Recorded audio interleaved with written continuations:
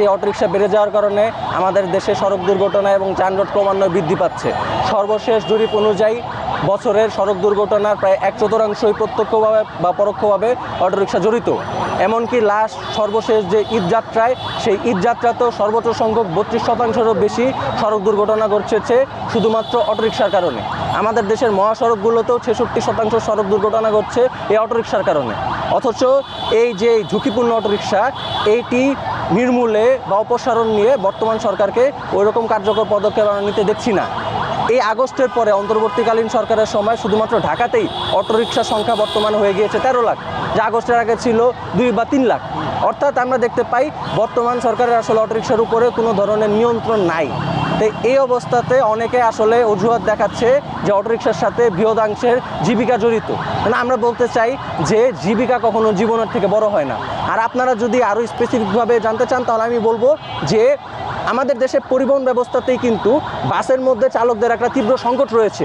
যখনই কোনো বাস চালককে বিভিন্ন ইস্যুতে সড়ক দুর্ঘটনা বা বিভিন্ন অপরাধে জড়িত হওয়ার কারণে গ্রেফতার করা হয়, তার কাছ থেকে যখন লাইসেন্স পাওয়া যায় না, বাস মালিকরা কমন একটি অজুহাত দেয় যে ওয়ালটন আবারও মিলিনিয়ার অফারে ওয়ালটন ফ্রিজ কিনে আপনিও হয়ে যেতে পারেন মিলিয়নিয়ার। মিলিনিয়ার ছড়াছড়ি দেশ জুড়ে, এটা শুধু ওয়ালটনই পারে। বাংলাদেশে পর্যাপ্ত পরিমাণে দক্ষ চালক নাই। তাহলে সরকার থেকে কেন এই দক্ষ চালক বা এই বাসের চালকদের কর্মসংস্থান বৃদ্ধিতে কোনো পদক্ষেপ নেওয়া হচ্ছে না? নতুন কর্মসংস্থান বাসের ক্ষেত্রে সৃষ্টি না করে কেন পরোক্ষভাবে এই অটোরিকশাকে একটা বৈধতা দেওয়া হচ্ছে, যার মাধ্যমে আমাদের বৃহৎ সংখ্যক জনসংখ্যা জনগোষ্ঠী ঝুঁকির মধ্যে পড়ছি? এই বিষয় নিয়ে আমরা কথা বলতে চাই। আমরা বলতে চাই এই ধরনের ইস্যুগুলোকে, অজুহাতগুলোকে সামনে না এসে আপনারা বলেন যে বাস চালকদেরকে কীভাবে আরও নতুন কর্মসংস্থান বাস চালকদের জন্য সৃষ্টি করা যায়। এই গেল যে ফ্যাসিস্ট আমল, আওয়ামী আমলে আমরা দেখেছি শেষের দিকে সরকারের বিভিন্ন ভুল পদক্ষেপ, স্বৈরাচারী পদক্ষেপের কারণে লাখ লাখ কর্মসংস্থান নষ্ট হয়েছিল। আমরা রাষ্ট্রায়ত্ত পাটকলের দিকে দেখেছি, তখন সরকার রাষ্ট্রায়ত্ত পাটকল বন্ধ করে দিয়ে লাখ লাখ পাট শ্রমিকদেরকে পথে নামিয়ে দিয়েছিল। আমরা দেখতে পেয়েছি যে গ্যাসের দাম হুট করে 3 গুণ বাড়িয়ে দেওয়ার ফলে এবং সুতার যে সিন্ডিকেট, সেটি নিয়ন্ত্রণ করতে না পারার কারণে নরসিংদী মাধবদীতে প্রায় 50% টেক্সটাইল মিল বন্ধ হয়ে গিয়েছিল। সেখানেও বৃহৎ একটি অংশের টেক্সটাইল মিলের শ্রমিকরা জড়িত ছিল। তাদের কর্মসংস্থানগুলো পুনরুদ্ধারের ইস্যু সামনে না এনে অনেকেই শুধুমাত্র অটোরিকশার সাথে বৃহৎ একটা জীবিকা জড়িয়ে রয়েছে, সেই ইস্যুটাই সামনে আসছে। অথচ আগস্টের আগে কিন্তু এই বেশিরভাগ অটোরিকশা চালক অন্য পেশায় জড়িত ছিল। তাহলে কেন এই ইস্যুগুলো সামনে আনা হচ্ছে না? এটা আমাদের আজকে স্পষ্ট বক্তব্য।